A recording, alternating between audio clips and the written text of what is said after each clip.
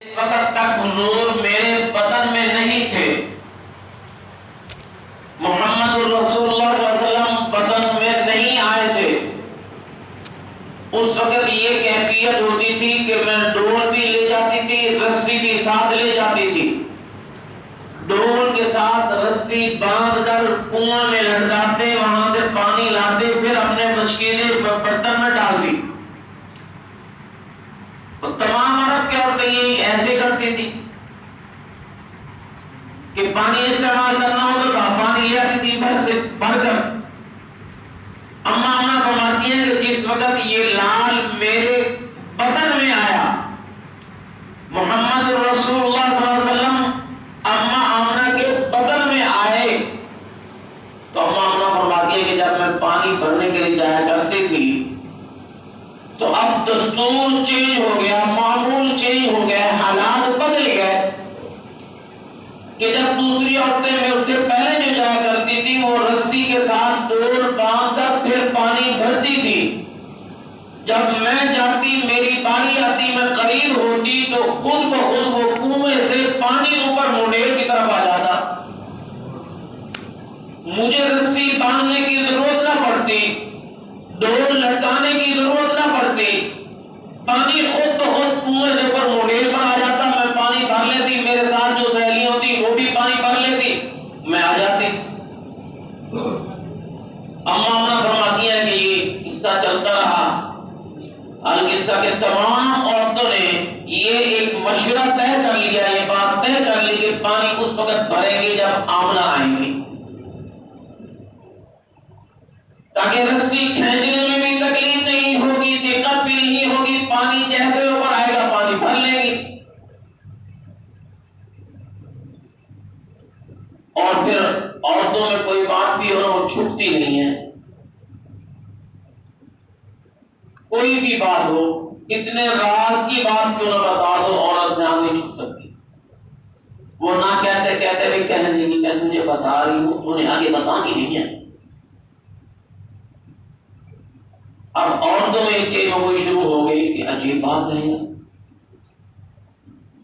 کہ آمنہ پہلے بھی آتی تھی پانی بھرتی تھی، لیکن پہلے تو رسی باندھتی تھی ڈول سے، اب تو پانی اوپر آ جاتا ہے، عجیب کیفیت ہے، عجیب حالات ہیں، کیا وجہ ہے، معاملہ کیا ہے؟ اس جستجو میں لگ گئی اور پھر اس سے آگے بڑھ کر اما آمنہ فرماتی ہیں کہ جس وقت محمد رسول اللہ صلی اللہ علیہ وسلم میرے بدن میں آئے تو میرے جسم سے خوشبو، عجیب خوشبو مہک اٹھتی تھی، اور ایسی خوشبو کہ حرم میں وہ خوشبو کہیں دستیاب نہیں ہوتی تھی، ایسی قیمتی ایسی خوشبو مہک۔ تو یہ بات بھی مشہور ہونے لگی، دیکھو جی عبد المطلب کی بہو ایک تو بیوہ ہے، دوسری پہ اتنی قیمتی کی طرف خوشبو لگاتی ہیں، اور پھر ان ایام میں جیسے آج کل ہمارے ہاں بھی تمام پرستی ہوتی ہے نا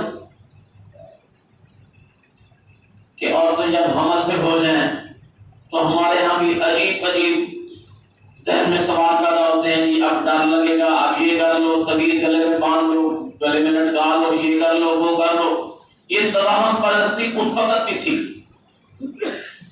تو یہ چیز کوئی باتیں ہونے لگی تو یہ باتیں چلتی چلتی حضور کے دادا عبد المطلب تک پہنچ گئی، عورتوں میں باتیں چلی چلتی مردوں تک پہنچی، مردوں سے چلتی چلتی حضور کے دادا عبد المطلب تک پہنچی۔ تو سوال کرنے والوں نے سوال کیا عبد المطلب سے، حضور کے دادا سے، کہ آپ کی بہو جو ہے آج کل بہت قیمتی عطر اور خوشبو استعمال کر رہی ہیں، جبکہ وہ بیوہ بھی ہیں اور پھر امید کے ساتھ بھی ہیں۔ تو عبد المطلب نے، حضور کے دادا نے اپنی بیوی کو کہا، یعنی حضور کی دادی کو فرمایا کہ تم اپنی بہو سے پوچھو کہ یہ خوشبو کہاں سے لے آتی ہے، کون لے کے دیتا ہے، کہاں سے استعمال کر رہی ہے، خوشبو کہاں سے آئی؟ تم اپنی بہو سے پوچھو۔ توجہ کرنا، آپ میں سے بھی اکثر سسر بن چکے ہوں گے، بننے والے ہوں گے۔ توجہ کرنا بھی، حضور دنیا میں نہیں آئے، حضور کا خاندان دیکھنا۔ بات یہ چلتی کہ حضور بھی اعلیٰ، حضور کا خاندان بھی اعلیٰ، حضور کی ازواج بھی اعلیٰ، بنات بھی اعلیٰ، اصحاب بھی اعلیٰ، یعنی حضور کے جس کے ساتھ تعلق ہوا وہ اعلیٰ۔ اب حضور کا دادا ہے، اپنی بیوی سے کہہ رہے ہیں کہ بہو سے پوچھو اتنی قیمتی خوشبو ادھر کہاں سے استعمال کر رہی ہے، کہاں سے آ رہی ہے؟ اب بیوی اپنے گھر والے کو، خاوند کو کہہ رہی ہے، حضور کی دادی حضور کے دادے کو فرما رہی ہیں کہ میرے سر کے ساتھ میں بھی کئی دنوں سے یہ محسوس کر رہی تھی کہ خوشبو آ رہی ہے گھر سے، لیکن میرے اندر یہ طاقت اور استعداد پیدا نہیں ہو رہی کہ میں بہو سے پوچھوں کہ آج کل ان کے جسم پہ، ان کے چہرے پہ روب اور دبدبہ، نورانیت ایسی آ گئی ہے تو میری ہمت نہیں ہوتی کہ میں بہو سے پوچھوں۔ یہ سوال تم خود کرو۔ توجہ کرنا بہو والو، جس طرح تمہاری بیٹی بیٹی ہوتی ہے، بہو کو بھی بیٹی ہی سمجھا کرو۔ جب سے یہ قانون آیا نا، یہ تو بہو ہے، یہ تو دوسروں کی بیٹی ہے، تو پھر گھر آباد نہیں ہوتے۔ جس طرح تمہاری بیٹی دوسرے گھر میں گئی ہے، وہ بھی بیٹی ہے جو تمہارے گھر میں آئی ہے، اس کو بیٹی سمجھو۔ بیٹی سمجھو گے تو گھر آباد ہوں گے، بہو سمجھو گے تو گھر آباد نہیں ہوتے۔ اب حضور کی دادی نے فرمایا دادا سے کہ تم خود سوال کرو، تو حضور کے دادا عبد المطلب نے بہو سے سوال کیا۔ اب گفتگو کا طریقہ بھی کتابوں میں موجود ہے۔ اب سسر اور بہو بیٹھے ہیں، اب سوال جواب ہو رہے ہیں۔ علماء نے لکھا ہے کہ جیسے ہی پہلا سوال حضور کے دادا نے اماں آمنہ سے فرمایا کہ بیٹا یہ بتاؤ کہ یہ خوشبو کہاں سے آئی، علماء نے لکھا ہے کہ حضرت اماں آمنہ سلام اللہ علیہا کے آنکھوں سے آنسو جاری ہو گئے اور نہریں بہنا شروع ہو گئی، رو رہی ہیں، زور و قطع رو رہی ہیں، روئی جا رہی ہیں۔ اب حضور کے دادا عبد المطلب نے تسلی دی، کہا بیٹا میں نے تو صرف پوچھا ہی ہے کہ یہ کہاں سے آئی ہے،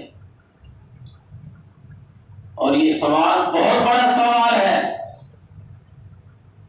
بہت بڑا سوال ہے کہ بیٹا میں نے تو خوشبو لا کر نہیں دی، خاوند تیرا ہے نہیں جو تجھے خوشبو لا کر دے، گھر میں کوئی اور فرق ہی نہیں۔ یہ سوالات ہیں نا، تو سسر پوچھ رہے ہیں بیٹا یہ خوشبو کہاں سے آئی؟ اماں آمنہ پہلے روتی رہی، تسلی دی گئی، پھر کہا ابا حضور آپ تو صرف خوشبو کی بات کہہ رہے ہیں، میں آپ کو اور باتیں بتا دوں جو میرے ساتھ آج کل ہو رہی ہیں تو آپ مجھے دیوانی کہیں گے، پاگل کہیں گے کہ میرے ساتھ کیا کیا ہو رہے ہیں۔ ان کے دادا نے فرمایا بیٹا بتاؤ تو صحیح کیا ہو رہا ہے، کیا معاملات ہیں، کیا کیفیت ہے؟ اماں آمنہ نے فرمایا، کیا فرمایا؟ توجہ کرنا۔ اماں نے فرمایا ابا حضور معاملہ کچھ یوں ہے کہ پہلے بھی میں کنویں سے جاتی تھی، پانی بھر کے لاتی تھی، اب بھی جا رہی ہوں، لیکن پہلے جو پانی بھرنے جاتی تھی رسی اور ڈول ساتھ لے جاتی تھی، ڈول کو رسی کے ساتھ باندھ کر کنویں میں لٹکاتے تھے، پھر پانی نکالتی تھی، کھینچتی تھی۔ آج کل جیسے میں کنویں میں پہنچتی ہوں خود بخود پانی اوپر آ جاتا ہے، میں بھر لیتی ہوں بغیر رسی بغیر ڈول کے۔ اور صرف میں نہیں، جو میرے ساتھ دوسری عورتیں جاتی ہیں وہ بھی بھر لیتی ہیں۔ حضور کے دادا حیران ہو گئے، اچھا یہ معاملہ ہے۔ اور فرمایا حضور اس سے بھی بڑھ کر اور کیا بتاؤں آپ کو کہ پہلے بھی یہی عرب کے راستے ہوتے تھے، اب بھی وہی راستے ہیں۔ آج کل تو راستے نہیں تھا، اب تو کارپٹ سڑکیں بنی ہوئی ہیں زبردست خوبصورت۔ تو ہم فرماتی ہیں کہ جب میں راستوں میں پہلے چلتی تھی تو یہ پتھر میرے پاؤں میں چبھتے تھے، تکلیف دیتے تھے، پتھر محسوس ہوتے تھے۔ جب سے یہ بچہ میرے بدن میں آیا ہے تو یہ پتھر اب نرم ہو جاتے ہیں، ایسے جیسے ریشم ہو۔ میرے پاؤں کے نیچے ریشم محسوس ہوتا ہے، پتھر محسوس ہوتے نہیں۔ یہ کیفیت میرے ساتھ ہے۔ فرمایا اچھا کوئی اور؟ فرمانے لگے حضور اس سے بڑھ کر اور کیا بتاؤں آپ کو کہ پہلے جب میں جاتی تھی تو مجھ پر سورج تپش کرتا تھا، دھوپ ہوتی تھی، گرمی محسوس ہوتی تھی۔ اب میں جب سفر کرتی ہوں تو بادل مجھ پر سایہ کرتا ہے۔ اب تو یہ کیفیت، آپ سے خوشبو کی بات پوچھ رہے ہیں، خوشبو کا معاملہ تو چھوٹا سا ہے، یہ معاملے میرے ساتھ ہو رہے ہیں۔ یہ حضور کا دنیا میں آنے سے پہلے حضور کو پاور کروایا جا رہا ہے۔ مقصد یہ تھا کہنے کا کہ محض ذات حضور کی ذات ہے، وہ جو دنیا میں بعد میں آئی، پاور پہلے کرایا گیا، منوایا پہلے گیا، بتایا پہلے گیا۔ تو حضور دنیا میں ابھی آئے نہیں، ابھی بات ہو رہی ہے حضور کے آنے سے پہلے۔ اللہ اکبر۔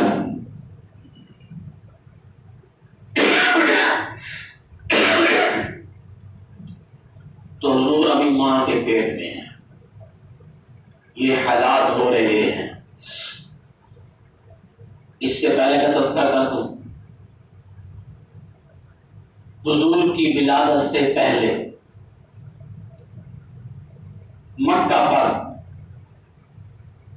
کفار مکہ نے حملہ کیا، جس کا نام قرآن میں آتا ہے اصحاب فیل۔ سورہ فیل اسی پر واقع ہے۔ الم تر کیف فعل ربک باصحاب الفیل الم یجعل کیدہم فی تضلیل۔ یہ واقعہ سارا یہی ہے، یہ حضور کی ولادت سے پہلے کا واقعہ ہے۔ ابھی حضور دنیا میں نہیں آئے، یہ حضور کے آنے سے پہلے حضور کی برکات ہے، معجزہ نہیں کہا جائے گا، حضور کی برکات ہے۔ معجزے کے لیے نبی کا ہونا ضروری ہوتا ہے کہ وہ کام نبی کے ہاتھوں سے ہوتا ہے، لیکن وہ ہوتا من جانب اللہ ہے۔ معجزہ اس کا نام ہے جو خلاف عقل بات ہو۔ یہ حضور سے پہلے حضور کی برکات کیسے ہے کہ مشرکین مخالفین کفار بیت اللہ پہ حملہ کرنے کے لیے آ گئے، ہاتھیوں کو نشہ پلا دیا کہ بیت اللہ گرا دیتے ہیں، لیکن اللہ نے بیت اللہ کی حفاظت فرمائی۔ اور کس سے حفاظت کروائی؟ یہ بات بھی قرآن میں موجود ہے، فَأَرْسَلَ عَلَيْهِمْ طَيْرًا أَبَابِيلَ، کہ ابابیل ایک پرندہ ہے۔ مختلف تفسیر میں آتا ہے کہ ابابیل کون سا پرندہ ہے۔ اکثر علماء نے مفسرین نے لکھا ہے کہ جب اگر آدمی کوئی سفر کرے دریاؤں پر، ایک چھوٹا سا پرندہ اڑ رہا ہوتا ہے، چڑی نما ہوتا ہے، یا بسا اوقات جب بارش آ جائے، بارش کے بعد وہ پرندہ نکلتا ہے، چھوٹی چھوٹی چڑی۔ اگر یوں سمجھ آئے تو یوں آسانی سمجھ آ جائے گا کہ آج کل جو بازار میں وہ چڑی ملتی ہے، چھوٹی چھوٹی کالی چڑی، ایک تو طوطے ہوتے ہیں نا، اس سے بھی چھوٹی چڑی ملتی ہے، یہ سمجھ لو۔ ان کا نام علماء نے لکھا ہے کہ یہ ہیں ابابیل، چھوٹے پرندے۔ اللہ نے ان پرندوں کے ذریعے سے اپنے گھر کی حفاظت فرمائی، اور انہی باتوں سے اللہ کی قدرت نظر آتی ہے۔ اللہ رب العزت طاقت کے یا کسی اسباب کے محتاج نہیں ہے، وہ ذات تو صرف قرآن میں آتا ہے وہ ارادہ کرتی ہے، کام ہو جاتا ہے۔ اس کے لیے کوئی نہیں کہ وہ پہلے فوجیں تیار کرے گا، پھر لشکر تیار کرے گا، پھر ساز و سامان ہوگا، پھر وہ حملہ کروائے گا، نہیں۔ اسی کا نام بات مشہور ہے نا کہ چڑیوں سے بات کروا دیے۔ اللہ نے چھوٹے سے پرندے کو حکم دیا کہ جا میرے گھر کی حفاظت کر، اور مفسرین نے لکھا ہے، تفسیر میں آتا ہے کہ وہ پرندے بڑے خوش ہو گئے کہ اللہ نے ہمیں کہہ دیا، ہمارے حصے میں یہ بات آ گئی، اور وہ پرندے خوشی سے دوڑے اڑے اور اپنے چونچوں میں، کتنی بڑی چونچ ہوگی، چھوٹی چھوٹی چونچوں میں چھوٹی چھوٹی کنکریاں لے کر اڑ رہی ہیں، اور جیسے اوپر آتی ہیں وہ اوپر سے نیچے پھینکتی ہیں۔ اللہ ان چھوٹے چھوٹے پتھروں کو آج کے ایٹم بم سے بھی بڑھا دیا۔ جب وہ پتھریوں پر پڑتی ہاتھیوں والوں پر، ہاتھیوں پر وہ ریزہ ریزہ ہو جاتے ہیں۔ قرآن کہہ رہا، میں نہیں کہہ رہا، فَجَعَلَهُمْ كَعَصْفٍ مَّأْكُولٍ، وہ ایسے ہو گیا جیسے کہ کھایا ہوا بھوسا ہوتا ہے، چورا چور ہو گئے۔ اللہ نے اپنے محبوب کی آمد سے پہلے اپنے گھر کی بھی حفاظت فرمائی کہ میرے محبوب نے اس گھر میں آنا ہے، بیت اللہ میں آنا ہے، مکہ میں پیدا ہونا ہے۔ حضور کی ولادت ہوئی مکہ میں ہوئی، اور ہم حضور کی ولادت کو مانتے ہیں۔ کوئی بدبخت انسان ہوگا جو حضور کی ولادت کو نہیں مانے گا۔ یہ غلط بتایا جاتا ہے کہ یہ لوگ حضور کی ولادت کو نہیں مانتے ہیں، ہم دیوبندی ہیں، ہم حضور کی ولادت کو مانتے ہیں۔ حضور کی ولادت ہوئی، حضور مکہ میں پیدا ہوئے، کون کہتا ہے کہ حضور کی ولادت کو نہیں مانتے؟ کوئی بدبخت ہوگا۔ اگر آپ محسوس نہ کریں تو میں یہ کہہ دوں کہ علماء دیوبند تو یہ کہتے ہیں کہ حضور کی ولادت کو نہیں مانے گا وہ مسلمان نہیں۔ آپ بتاؤ، حضور کی ولادت ہوئی لیکن حضور کی ولادت مکہ میں ہوئی، اماں آمنہ کے گھر میں ہوئی، اور ایک دفعہ ہوئی شہر مکہ میں ہوئی، اور حضور آئے دنیا میں آئے، لیکن حضور کی ولادت میں اور میری اور آپ کے پیدائش میں فرق ہے، زمین و آسمان کا فرق ہے۔ ہم پیدا ہوں تو ہمارے جسم پر نجاست لگی ہوئی ہوتی ہے، ہمارا ختنہ کروانا پڑتا ہے، غسل دینا پڑتا ہے، صاف نہلانا ہوتا ہے، سرما لگانا ہوگا۔ حضور جب پیدا ہوئے، حضور کی ولادت ہوئی، یہ سارے کام کیے ہوئے تھے، ختنہ پہلے سے کیا ہوا تھا، سرما پہلے سے لگا ہوا تھا۔ حضور جب پیدا ہوئے تو خوشبو مہک رہی تھی۔ یہ تو علماء دیوبند کا عقیدہ ہے، نظریہ ہے، سوچ ہے، ہمیں بتایا نہیں جاتا، ہم سنتے نہیں ایسی باتوں اور واویلا شور مچاتے رہتے ہیں۔ حضور کی ولادت باسعادت ہوئی، حضور دنیا میں آئے اور حضور دنیا میں رہے، اور حضور کا دنیا میں آنا بھی اعلیٰ جو کہ حضور اعلیٰ، حضور جس گھر میں آئے وہ گھر اعلیٰ، حضور جس کے گھر میں گئے وہ گھر بھی اعلیٰ، یہ ماننا پڑے گا۔ جو حضور کی گود میں آیا وہ بھی اعلیٰ، اور جس گود میں حضور سوئے وہ گود بھی اعلیٰ، ماننا پڑے گا۔ حضور جس گھر میں گئے وہ گھر بھی اعلیٰ، اور جو حضور کے گھر میں آئے وہ بھی اعلیٰ، داماد بھی اعلیٰ، سسر بھی اعلیٰ، ازواج بھی اعلیٰ، بنات بھی اعلیٰ، مانو۔ کیوں نہیں مانتے سب کو؟ حضور کی ازواج بھی اعلیٰ، ایک بیوی نہیں، حضور کی تمام ازواج اعلیٰ، تمام بنات اعلیٰ، ایک بیٹی نہیں 4 بیٹیاں۔ کیوں نہیں مانتے؟ کیوں نہیں پوچھتے؟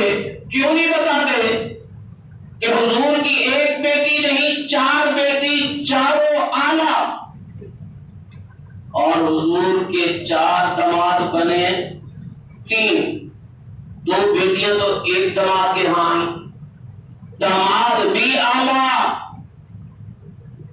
اور حضور کی بنات بھی اعلیٰ، ازواج بھی اعلیٰ، اصحاب بھی اعلیٰ، حضور کی ذات اعلیٰ، اور جن کا تعلق حضور کے ساتھ ہوا وہ بھی اعلیٰ، چھوٹا تھا وہ بھی اعلیٰ، بڑا تھا وہ بھی اعلیٰ۔ بات مختصر، حضور جس زمانے میں آئے وہ زمانہ بھی اعلیٰ۔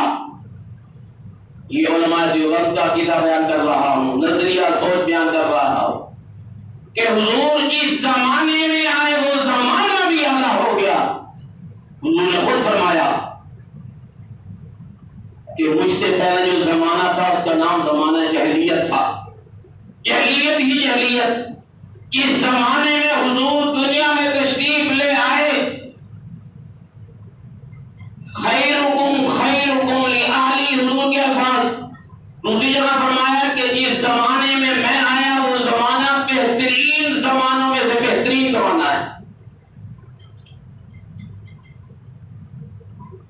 تو یہ عقیدہ اور نظریہ سوچ ہماری ہونی چاہیے کہ حضور خود بھی اعلیٰ، حضور کا تعلق جن کے ساتھ ہے وہ بھی اعلیٰ، وہ بنات ہوں، ازواج ہوں، اصحاب ہوں، اولاد ہوں، جو بھی ہوں، تعلق ہو ایمان والا، سب سے اعلیٰ وہی ہے۔